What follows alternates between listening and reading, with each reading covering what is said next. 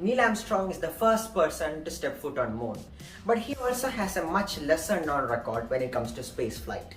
In 1965, Neil Armstrong was the first person to dock a spacecraft in space.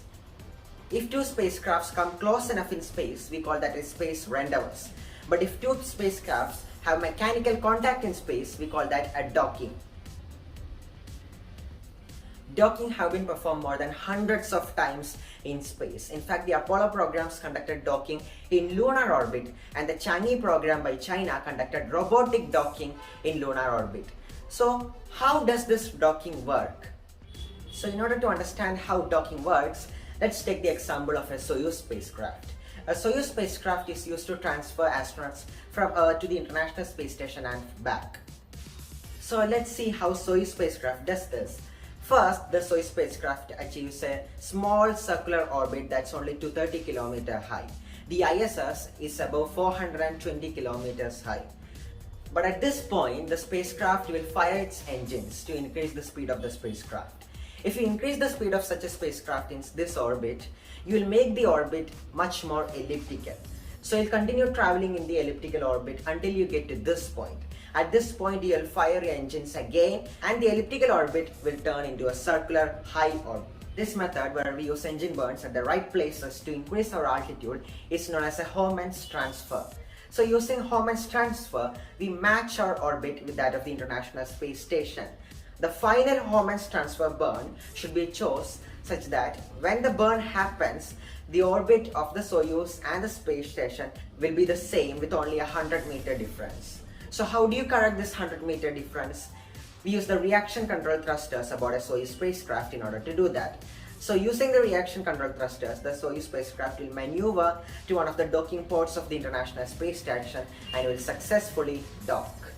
Sometimes astronauts take manual control of the spacecraft at this point and will manually use instruments to find out the distance between the two spacecrafts and dock. But in order to dock successfully, you need thorough communication between the space station and the docking capsule. But in 1985, Soviet cosmonauts did something incredible. They docked with a space station that was basically dead. It was February of 1985.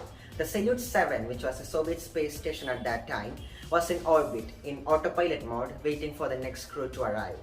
But suddenly there was a huge surge in power which caused the space station to shut off, terminating all contacts with mission control on Earth.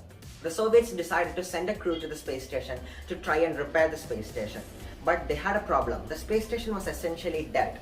There was no way to communicate with the space station to know the exact location of the space station. Using radio waves, they measured the accurate position of the space station from here on Earth, and with a crew of 3, they successfully docked with the dead space station on a Soyuz module. So essentially, docking with a non-cooperative object. After this incident, it became clear that we can dock with almost anything in space. So NASA used a space shuttle to rendezvous with Intelsat 6, which was a failed communication satellite, and repaired it while in orbit. Space shuttles are also used to repair Hubble Space Telescope. The time from launch to docking depends upon spacecraft to spacecraft. A Soyuz spacecraft can do this within 3 hours, but a Crew Dragon by SpaceX can do this within 1 day. While docking, any small mistake can be catastrophic for the entire crew. One such near miss of a catastrophic accident occurred in 1997 when a Progress module, which was intended to dock as a supply spacecraft for the Mir space station of Russia, crashed into the space station, puncturing a hole.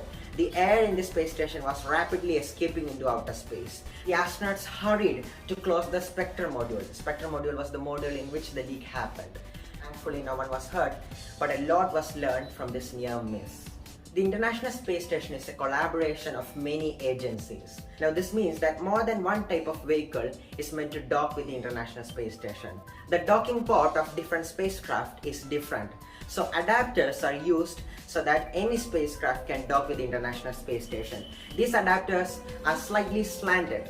This results in the fact that astronauts have to float upwards in order to enter the International Space Station after a successful docking. If you need to try docking with the ISS for yourself, there's a website called Spacecraft Docking Simulator. The link is in the description.